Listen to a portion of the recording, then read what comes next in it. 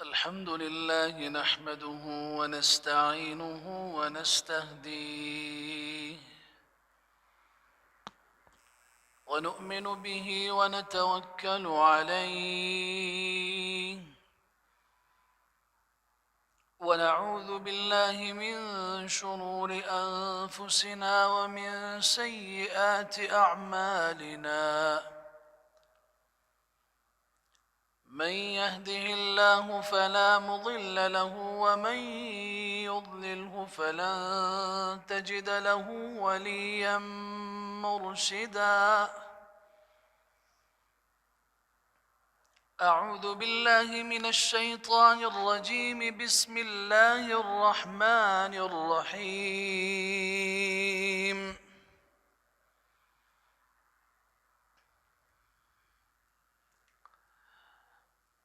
وإذا جاءوكم قالوا آمنا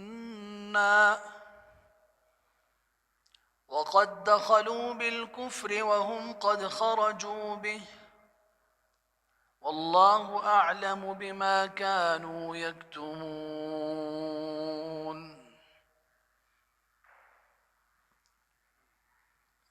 عن أنس بن مالك رضي الله تعالى عنه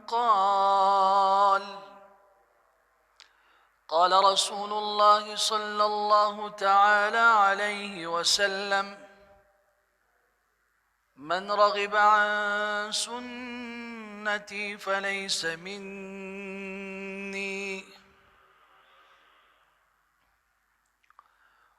وقال النبي صلى الله تعالى عليه وسلم من انتهب فليس منا وقال رسول الله صلى الله تعالى عليه وسلم من ادعى ما ليس له فليس منا وليتبوأ مقعده من النار وقال رسول الله صلى الله تعالى عليه وسلم من غش فليس منا وقال عليه الصلاة والسلام من حمل علينا السلاح فليس منا وقال رسول الله صلى الله عليه وسلم ليس منا من خبب امرأة على زوجها وليس منا من خبب خادما على سيده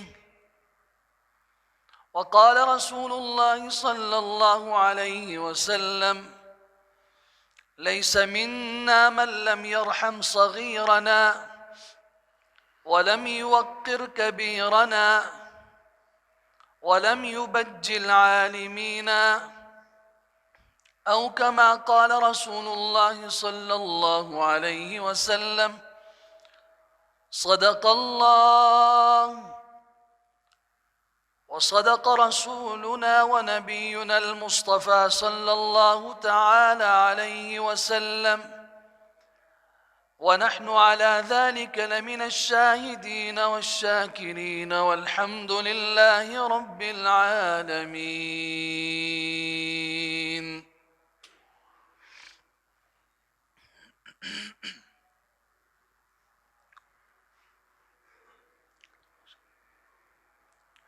قابل صد احترام معزز اور محترم احباب عزیزان، گزشتہ جمعہ سے ہم نے ایک سلسلہ شروع کیا کہ رسول اللہ صلی اللہ علیہ وسلم نے جن لوگوں کے متعلق یہ فرمایا کہ یہ ہم میں سے نہیں ہے،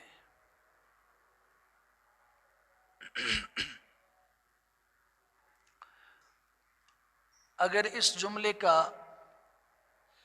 بہت ہی ہلکا اور کم سے کم سخت اور نرم مفہوم لیا جائے تو یہی بنتا ہے کہ اس آدمی کا ایمان کامل نہیں ہے، اس آدمی کا ہمارے ساتھ تعلق صحیح نہیں ہے۔ ورنہ اگر ظاہری الفاظ کو دیکھیں تو اس کا معنی بنتا ہے کہ یہ شخص ہم میں سے نہیں ہے۔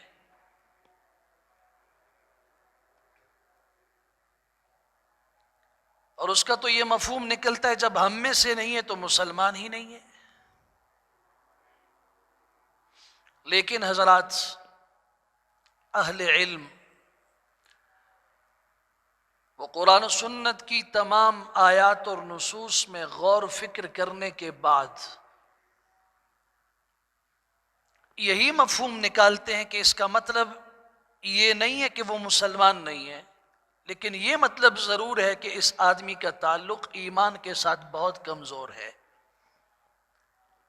میں مزید تمہید میں نہیں جاؤں گا، اس لیے کہ گزشتہ جمعہ میں نے عرض کیا تھا بسا اوقات انسان سمجھتا ہے کہ میں مسلمان ہوں اور کامل مسلمان ہوں۔ وَمِنَ النَّاسِ مَن يَقُولُ آمَنَّا بِاللَّهِ وَبِالْيَوْمِ الْآخِرِ، قرآن کہتا ہے وَمَا هُمْ بِمُؤْمِنِينَ۔ قالت الاعراب آمنا قل لم تؤمنوا ولكن قولوا اسلمنا۔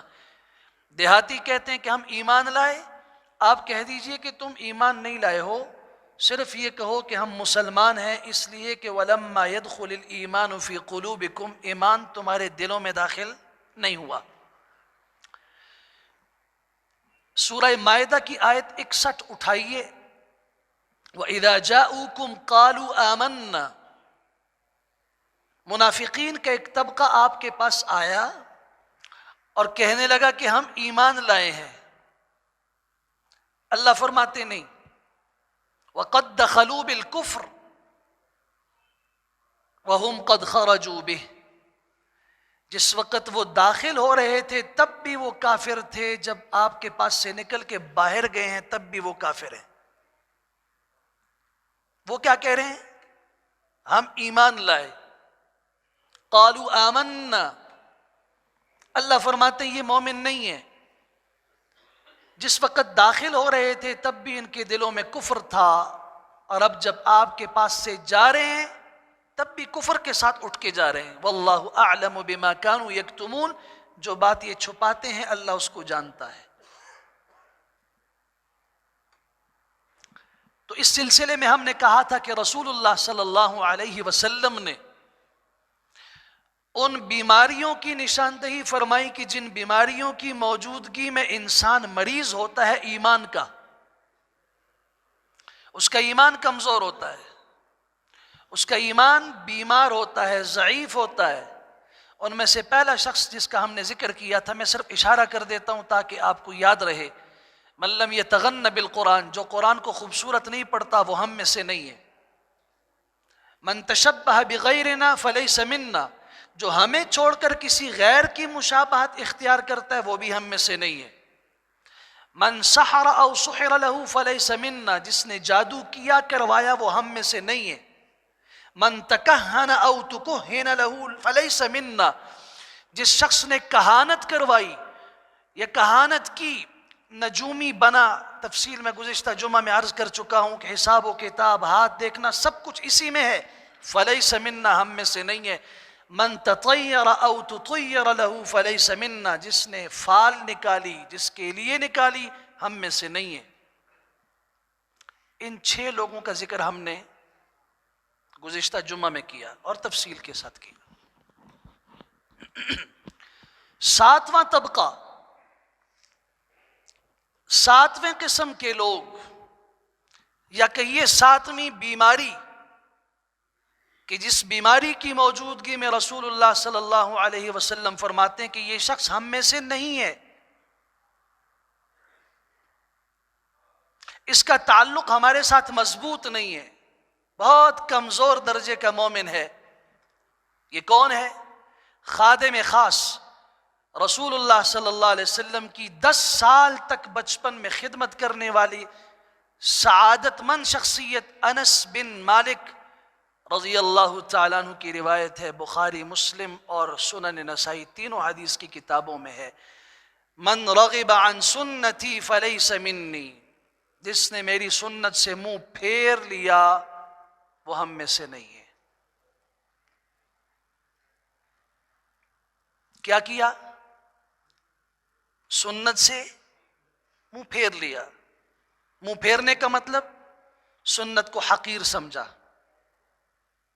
منہ پھیرنے کا مطلب سنت کو معمولی چیز سمجھا، منہ پھیرنے کا مطلب سنت کو کوئی قابل توجہ اور قابل عزت اور قابل فخر چیز ہی نہیں سمجھا۔ فلیس منی۔ اچھا، اس کے پس منظر میں ہوا کیا؟ اس کے پس منظر میں ہوا کیا؟ 3 صحابہ کرام اما عائشہ صدیقہ رضی اللہ تعالیٰ عنہ کے پاس آئے، کہنے لگے ہمیں حضور اقدس صلی اللہ علیہ وسلم کی عبادت کا معمول بتائیے کہ آپ علیہ الصلوۃ والسلام کیسی عبادت فرماتے ہیں۔ اما جی نے کہا کہ آپ علیہ الصلوۃ والسلام یوں عبادت کرتے ہیں۔ حدیث کے الفاظ ہیں کأنہم تقالوہا، انہوں نے سن کر اس کو کم سمجھا، کہنے لگے کہ اللہ کے رسول صلی اللہ علیہ وسلم کی ہستی تو بڑی عظیم ہستی ہے، ان کی تو بھول چوک بھی اللہ نے سب کچھ معاف کر دیا ہے، ہم امتی ہیں، حضور کے درجے کے برابر نہیں ہیں، ہمیں زیادہ عبادت کرنی چاہیے۔ چنانچہ ان میں سے ایک کہنے لگا اصوم ولا افطر، میں اب ہمیشہ ساری زندگی روزے رکھوں گا، افطار نہیں کروں گا۔ دوسرے نے کہا اصلی ولا ارقد، میں ساری رات عبادت کروں گا، سوؤں گا نہیں، نیند نہیں کروں گا۔ تیسری نے کہا لا اتزوج النساء ابدا، میں کبھی کسی عورت سے شادی نہیں کروں گا۔ یہ بات رسول اللہ صلی اللہ علیہ وسلم تک پہنچی، آپ علیہ الصلوۃ والسلام ناراض ہوئے، آپ نے فرمایا اللہ کی قسم میں تم سب سے زیادہ علم رکھنے والا بھی ہوں اور تم سب سے بڑھ کر اللہ سے ڈرنے والا بھی ہوں، مجھے دیکھو میں نے شادی بھی کی، اور مجھے دیکھو میں نماز بھی پڑھتا ہوں، عبادت بھی کرتا ہوں، رات کو وارقد سوتا بھی ہوں، نیند بھی کرتا ہوں، اور میں روزے بھی رکھتا ہوں، افطار بھی کرتا ہوں۔ مجھے بتائیے کہ صحابہ کرام نے جو آپس میں سوچا تھا غلط سوچا؟ اچھے اعمال کو کثرت کے ساتھ کرنا، زیادہ مقدار میں کرنا، لیکن رسول اللہ صلی اللہ علیہ وسلم نے فرمایا کہ اس عمل کے اندر ترک سنت کا شائبہ پایا جاتا ہے، مجھ سے آگے بڑھنے کی کوشش کرتے ہو۔ جعلت الذلۃ والصغار علی من خالف امری، اللہ کے رسول صلی اللہ علیہ وسلم نے فرمایا جس نے میرے امر کی مخالفت کی، میری سنت کی مخالفت کی، اس کے مقدر میں اللہ ذلت بھی لکھ دیتے ہیں، اس کے مقدر میں اللہ پستی بھی لکھ دیتے ہیں۔ وہ ذلیل ہوگا، وہ پست ہوگا، وہ کبھی معزز نہیں بن سکتا، وہ کبھی بلند نہیں ہو سکتا۔ فَلْيَحْذَرِ الَّذِينَ يُخَالِفُونَ عَنْ أَمْرِهِ أَن تُصِيبَهُمْ فِتْنَةٌ أَوْ يُصِيبَهُمْ عَذَابٌ أَلِيمٌ۔ سورہ نور اٹھائیے، ڈرنا چاہیے ان لوگوں کو جو پیغمبر کے امر کی مخالفت کرتے ہیں، سنت کی مخالفت کرتے ہیں، انہیں کہیں ایسا نہ ہو فتنہ پڑ جائے، کسی فتنے میں مبتلا ہو جائیں، کہیں ایسا نہ ہو کہ ان کو عذاب علیم اور دردناک عذاب سے دوچار ہونا پڑے۔ رسول اللہ صلی اللہ علیہ وسلم نے فرمایا 6 لوگوں کے اوپر اللہ کی لعنت ہوتی ہے، اور اس میں سے ایک نے فرمایا التارک لسنتی، میری سنت کو ترک کرنے والا، میری سنت کو چھوڑ دینے والا، اس کے اوپر اللہ کی لعنت ہوتی ہے۔ حضرت قرہ رضی اللہ تعالیٰ عنہ فرماتے ہیں میں رسول اللہ صلی اللہ علیہ وسلم کے ہاتھ پہ بیعت کرنے لگا تو صحابہ کرام، کیا شان ہے ان لوگوں کی، میں بھی اپنے اساتذہ کی مجلس میں بیٹھتا ہوں، ان کی بات سنتا ہوں، آپ بھی بیٹھتے ہیں، لیکن اللہ کی قسم جو ادب مجلس کا صحابہ کرام کو نصیب ہوا، جو سننے کا ادب صحابہ کرام کو نصیب ہوا، یہ کسی کو بھی نہیں نصیب۔ آپ پڑھ لیجئے، پھر صحابہ کرام ان کے شاگرد تابعین اور تبع تابعین میں وہ جھلک آپ کو نظر آئے گی، آہستہ آہستہ کر کے۔ ہمارے ہاں تو نہ بات کرنے کا ادب ہمیں آتا ہے، نہ سننے والوں کو سننے کا ادب آتا ہے۔ آپ علیہ الصلاۃ والسلام بات کیا کرتے تھے، صحابہ کرام ایسے سر جھکا کے خاموش ہو کے سنتے تھے کہ علی رؤوسہم الطیور، گویا کہ ان کے سروں پہ پرندے بیٹھے ہوئے ہوں، ذرا ہلیں گے تو پھڑ پھڑا کے اڑ جائیں گے۔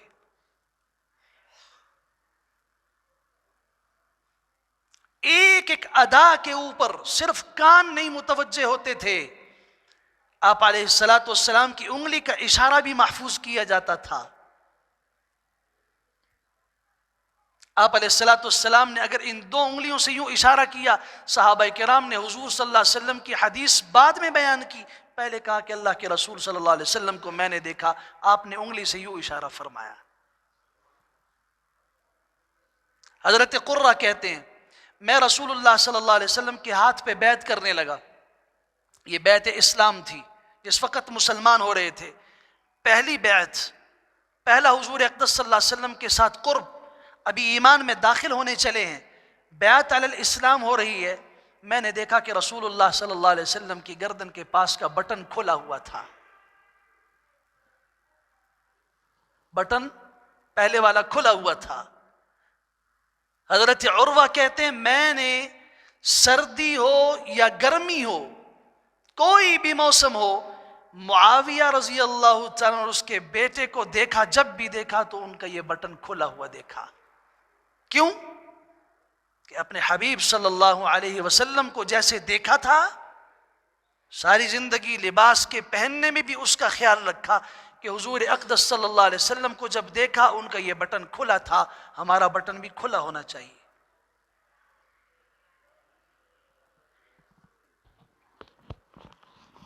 من رغب عن سنتی فلیس منی،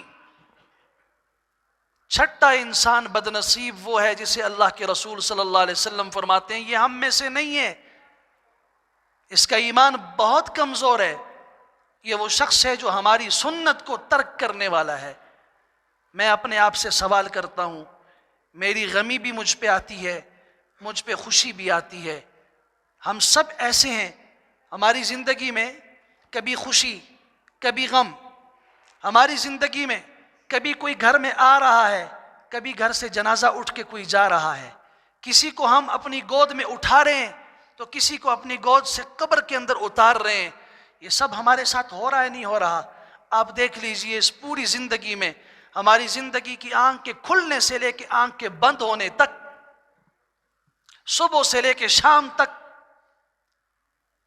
اپنی پوری زندگی کو اگر ہم سامنے لے آئیں اور تھوڑا سا سوچیں کہ ہماری زندگی میں کتنی رسول اللہ صلی اللہ علیہ وسلم کے امر کی متابعت ہو رہی ہے اور کتنی مخالفت ہو رہی ہے۔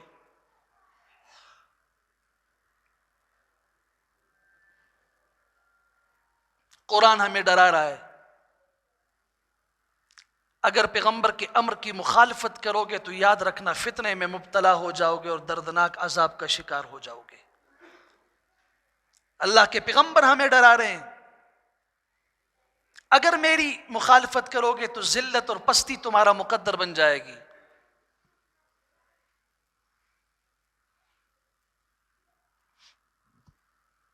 ساتواں وہ بدنصیب طبقہ جسے رسول اللہ صلی اللہ علیہ وسلم نے فرمایا یہ ہم میں سے نہیں ہے، من انتہب فلیس منا، جس نے کسی کی چیز چھین لی، عربی میں نہبہ کہتے ہیں چھیننا، کسی کی چیز کو چھین کر اس سے لے لیا، فلیس منا، یہ ہم میں سے نہیں ہے۔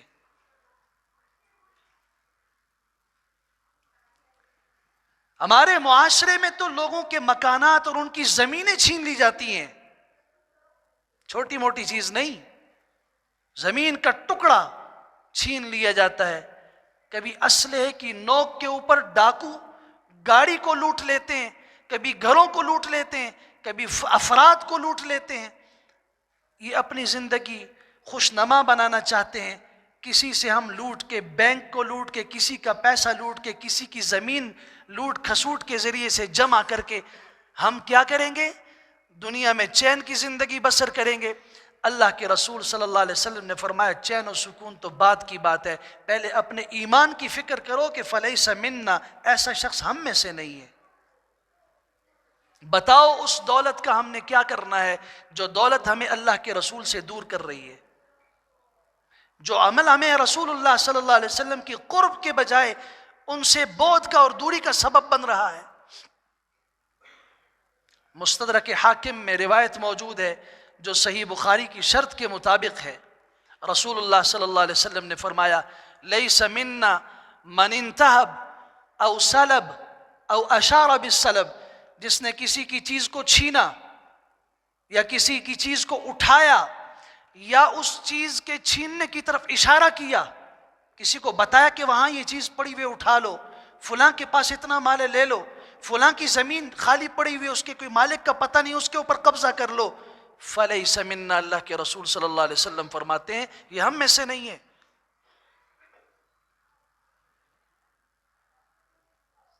آج میرے دل سے اللہ کا خوف اس قدر رخصت ہو گیا کہ 10 روپے کا نوٹ اگر زمین پہ پڑا ہوا ہو اس کے اوپر پاؤں رکھ دیتا ہوں کہ کوئی دیکھے نہیں، اس کو اٹھا لوں گا. 5 روپے کے لیے، 10 روپے کے لیے جھوٹی قسم اللہ کی اٹھانی پڑے میں اٹھا لوں گا. اور اگر کسی کا مال مجھے ملتا ہے غلط طریقے سے، نبی کریم صلی اللہ علیہ وسلم نے فرمایا تم میں سے کوئی انسان بعض دفعہ بڑا چرب زبان ہوتا ہے، زبان سے بڑا تیز ہوتا ہے، وہ اپنی تیزی کے ذریعے سے اگر کسی کے خلاف دعویٰ کر کے اس کی زمین ہتھیا لے اور میرے پاس آ جائے، انما انا بشر، میں بشر ہوں، میں اس کی چرب زبانی کی بات سن کر اگر اس کے حق میں فیصلہ کر دوں اور حقیقت میں اللہ کے نزدیک وہ جھوٹا ہو اور دوسرا آدمی سیدھا سادہ ہو، وہ اپنا مدعا صحیح طریقے سے بیان نہ کر سکے اور میں اس کے خلاف فیصلہ دے دوں تو میں تو بشری تقاضے کے مطابق فیصلہ دے دوں گا. لیکن یہ بات تو میں سمجھا دیتا ہوں، جس نے زمین کا ایسا ٹکڑا لیا اور مجھ سے فیصلہ کروا کے بھی لیا، وہ یاد رکھے قیامت کے دن طوق لہ، وہ اس کے گردن کے اندر وہ توق ڈال دی جائے گی 7 زمین تک.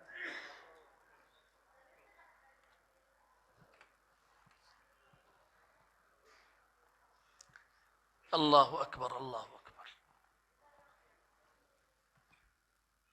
8واں بدنصیب طبقہ وہ ہے من ادعا ما لیس لہ فلیس منا، جس نے اس چیز کا دعویٰ کیا جو اس کی نہیں تھی، اس نے کہا یہ میری ہے. رسول اللہ صلی اللہ علیہ وسلم فرماتے ہیں فلیس منا، اس کا ہمارے ساتھ کوئی تعلق نہیں ہے.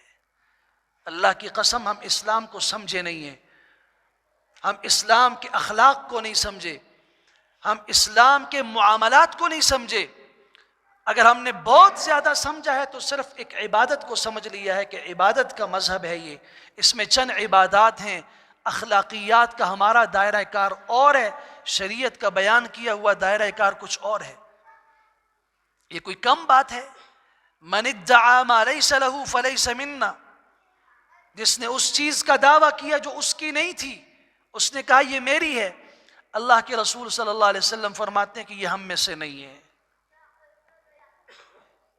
اور ایک دوسری حدیث جس میں فرمایا جس نے یہ دعویٰ کیا وہ ہم میں سے نہیں ہے. اور اگلی بات وَلْيَتَبَوَّأْ مَقْعَدَهُ مِنَ النَّارِ، وہ جہنم کے اندر اپنا ٹھکانہ تلاش کرے.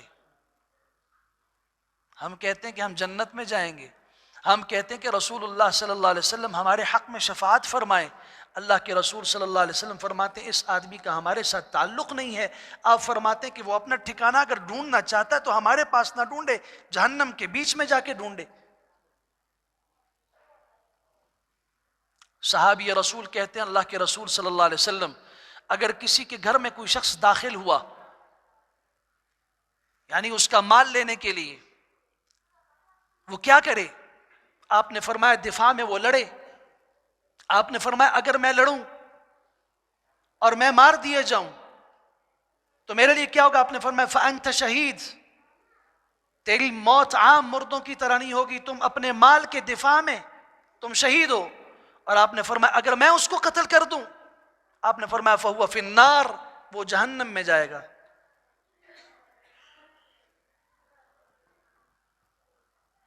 انتہائی بدنصیبی کی بات ہے. اور میں اس تفصیل میں اگر جاؤں تو اس کی جزیات میں بہت چھوٹی چھوٹی جزیات آتی ہیں. ان جزیات کے اندر میرے سمیت کوئی فرد خالی نہیں ہے جس میں وہ چیز نہ ہو. کسی دوسرے آدمی کی چیز کے اوپر دعویٰ کر دینا کہ یہ میری ہے. اللہ. 9واں بدنصیب طبقہ رسول اللہ صلی اللہ علیہ وسلم نے فرمایا وہ ہے من غش فلیس منا. سیدنا ابو ہریرہ رضی اللہ تعالیٰ عنہ کی روایت ہے، نبی کریم صلی اللہ علیہ وسلم بازار میں تشریف لے گئے، غلے کا ڈھیر لگا ہوا ہے، آپ نے اس میں یوں ہاتھ ڈالا، اندر کا غلہ تر تھا، گیلا تھا. آپ نے فرمایا یہ کیا ہے؟ اس موقع پر آپ نے فرمایا من غش فلیس منا، جس نے ہمیں دھوکہ دیا، جس نے دھوکہ دیا کسی مسلمان کو، وہ ہم میں سے نہیں ہے. ہماری تو مارکیٹ ساری اکثر اس پہ چل رہی ہے.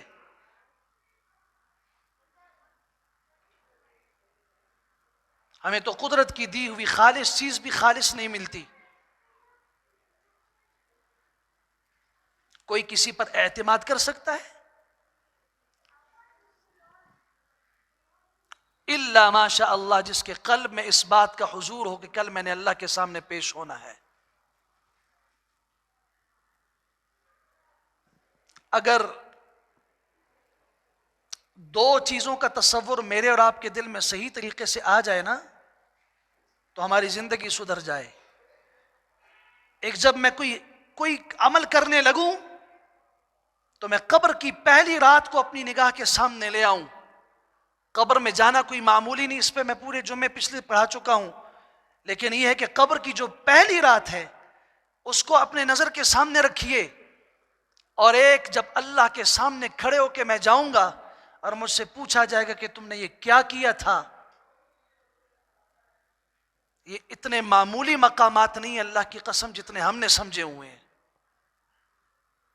آرام سے کہہ دیتے ہمیں قبر سے نہ ڈراؤ، دیکھیں گے جب مریں گے تو. اللہ کے سامنے ٹھیک ہے، اللہ تعالیٰ غفور الرحیم ہے، ستار العیوب ہے، اللہ تعالیٰ معاف کر دے گا. یہ ڈرایا ہمیں کس نے ہے؟ اسی اللہ نے ہی تو ڈرایا ہے. اسی کے تو حبیب صلی اللہ علیہ وسلم نے فرمایا ان جگہوں کی تیاری کرو. والسلام علی یوم ولدت ویوم اموت ویوم ابعث حیا. یہ کوئی معمولی بات ہے؟ جس آدمی کے اوپر سلامتی موت کے وقت بھی ہو گئی، جس وقت اس پہ سلامتی کل اللہ کے سامنے جب کھڑا ہوگا میدان حشر میں، سلامتی کے ساتھ کھڑا ہو جائے، یہ قابل فخر بات ہے. اس کو سورہ مریم میں حضرت زکریہ اور حضرت عیسیٰ علیہ السلام دونوں کے لیے ذکر کیا گیا. دھوکہ کوئی معمولی عمل نہیں ہے، شیطان کا عمل ہے. فَدَلَّاهُمَا بِغُرُورٍ. حضرت آدم اور اما حوا علیہ السلام کو جنت سے نکالا جس نے، کیسے نکالا تھا؟ فَدَلَّاهُمَا بِغُرُورٍ. قرآن کہتا ہے دھوکے کے ذریعے سے، قسمیں کھائیں جھوٹی. من غشنا فلیس منا. المکر والخداع فی النار. جو کسی کو دھوکہ دیتا ہے، چال بازی کے ساتھ اس کے ساتھ پیش آتا ہے، یہ دونوں جہنمی ہیں. 10واں بدنصیب طبقہ وہ ہے جسے رسول اللہ صلی اللہ علیہ وسلم نے فرمایا اس کا ہمارے ساتھ تعلق نہیں. من حمل علینا السلاح فلیس منا. جس نے ہمارے اوپر اسلحہ تانا، اسلحے کی نوک اور رخ ہمارے اوپر کیا، ہم میں سے نہیں ہے.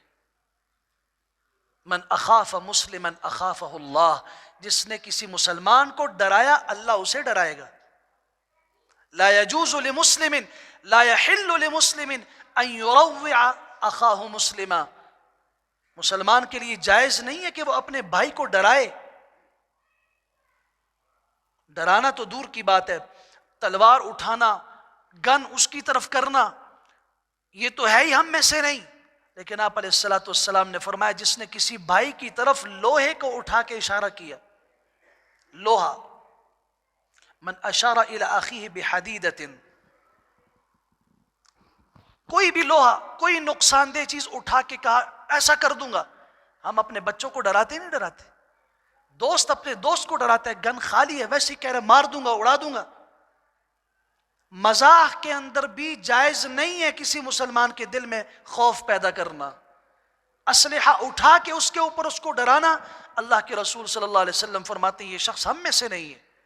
من صلی علینا السیف فلیس منا، جس نے تلوار ہمارے اوپر یوں اٹھائی، تلوار سونتی، ہم میں سے نہیں ہے۔ 11واں بد نصیب وہ ہے جس نے کسی بیوی کو اس کے خاوند کے خلاف اکسایا، خاوند کو بیوی کے خلاف اکسایا، نوکر کو اس کے آقا کے خلاف اکسایا۔ آپ علیہ السلام نے فرمایا لیس منا من خبب امرأة علی زوجہا، کسی عورت کے کانوں میں عورتیں بیٹھتی ہیں، سہیلیاں بیٹھتی ہیں، کبھی میکے والے اس عورت کے خاندان والے بیٹھتے ہیں، اس کے شوہر کے متعلق، شوہر کے خاندان والوں کے متعلق اس کو اکساتے ہیں تاکہ خاندان میں تباہیاں پیدا ہوں۔ کبھی کچھ لوگ خاوند کو اس کی بیوی کے متعلق اکساتے ہیں۔ نبی کریم صلی اللہ علیہ وسلم نے فرمایا یہ معمولی عمل نہیں ہے، اس کے ذریعے سے 2 گھر 2 خاندان تباہ ہوتے ہیں۔ آپ نے فرمایا شیطان سب سے زیادہ جس عمل پر خوش ہوتا ہے وہ عمل یہ ہے کہ میاں بیوی کے درمیان تفریق کر دی جائے۔ اب مجھے سوچنا چاہیے کہ میں کتنے خاندانوں کی بربادی کا سبب ہوں۔ ہماری زبان چونکہ ہمارے قابو میں نہیں ہوتی، کبھی ایسی کوئی بات ہو ہم بھی اس میں شریک ہو جاتے ہیں، اور کسی شخص کے خلاف، کسی بھی مسلمان کے خلاف، کسی بھی شخص کے خلاف ناجائز کسی کو اکسانا اور بھڑکانا یہ خطرہ ایمان ہے۔ رسول اللہ صلی اللہ علیہ وسلم نے فرمایا یہ شخص ہم میں سے نہیں ہے۔ آج تو ہم علماء کے خلاف لوگوں کو اکساتے ہیں،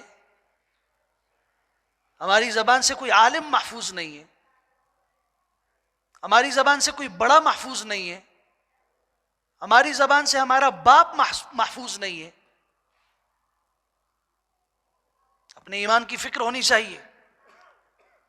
12واں انسان رسول اللہ صلی اللہ علیہ وسلم نے فرمایا وہ ہے من لم یرحم صغیرنا ولم یوقر کبیرنا، اور ایک روایت میں ولم یبجل عالمینا ولم یعرف حق عالمینا، جو شخص ہمارے بچوں پہ رحم نہیں کرتا، شفقت نہیں کرتا، ہمارے بزرگوں کی، بڑوں کی قدر نہیں کرتا، ہمارے علماء کا احترام نہیں کرتا، فلیس منا، یہ ہم میں سے نہیں ہے۔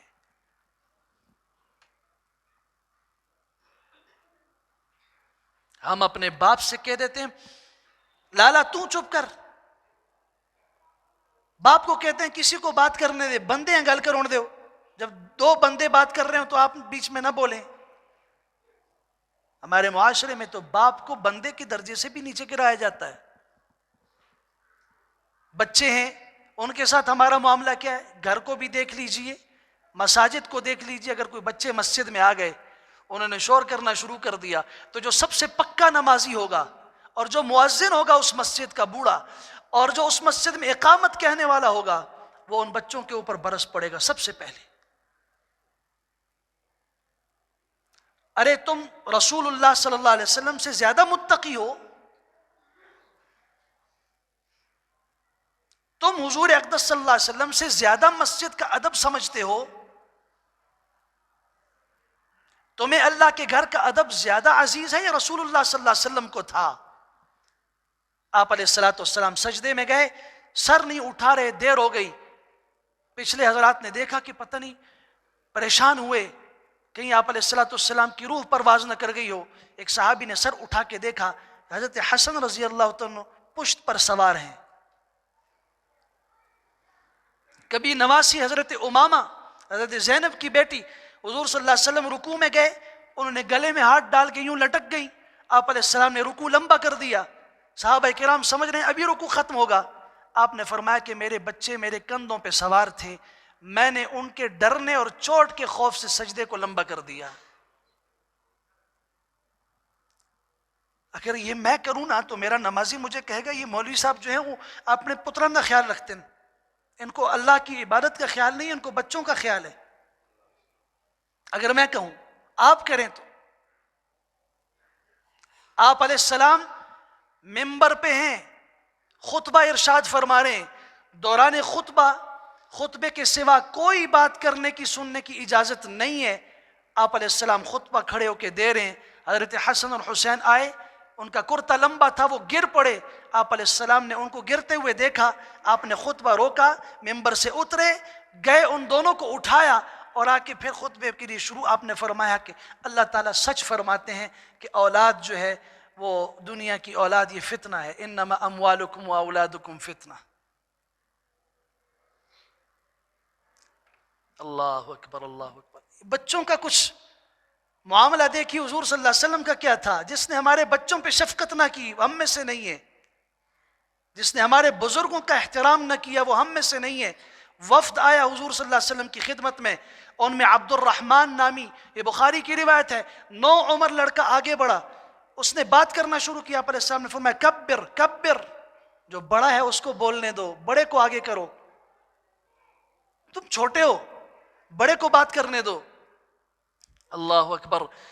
ابو موسیٰ اشعری رضی اللہ عنہ کی روایت ہے، آپ علیہ السلام نے فرمایا ان من اجلال اللہ تعالی اکرام ذی الشیبۃ المسلم وحامل القرآن، جس کے سینے میں اللہ کا قرآن ہو، جو قرآن کا حافظ و عالم اور عامل ہو، اس کی عزت کرنا، اور اس بوڑھے سفید ریش مسلمان جس کی بالوں میں سفیدی آ چکی ہو، اس کا احترام اور اس کی عزت کرنا ایسا ہے جیسے اللہ کی عزت کی جائے۔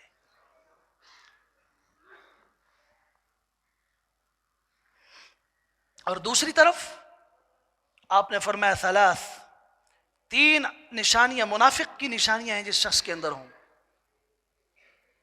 ان میں سے ایک جو کسی بوڑھے مسلمان کی بے عزتی کرے، اس کی عزت نہ کرے، سفید ریش مسلمان کی عزت نہ کرے، منافق کی نشانی ہے۔ نمبر 2 وذو العلم، جو صاحب علم ہو اس کا احترام نہ کرے، یہ نہیں، منافق ہے۔ اور تیسری بات آپ نے فرمائی وہ شخص کہ جو انا للہ و انا الیہ راجعون، میرے ذہن سے امام المقسط، عادل حکمران، اس عادل اور منصف حکمران کے خلاف جو بات کرے اور جو اس کی عزت نہ کرے، آپ علیہ السلام نے فرمایا منافق ہے یہ۔ اللہ کریم ہمیں ان لوگوں کی سب سے دور فرمائے جنہیں رسول اللہ صلی اللہ علیہ وسلم نے اپنے سے دور فرمایا۔ اللہ تعالی حضور صلی اللہ علیہ وسلم کا قرب ہمیں نصیب فرمائے۔ وآخر دعوانا الحمد للہ رب العالمین۔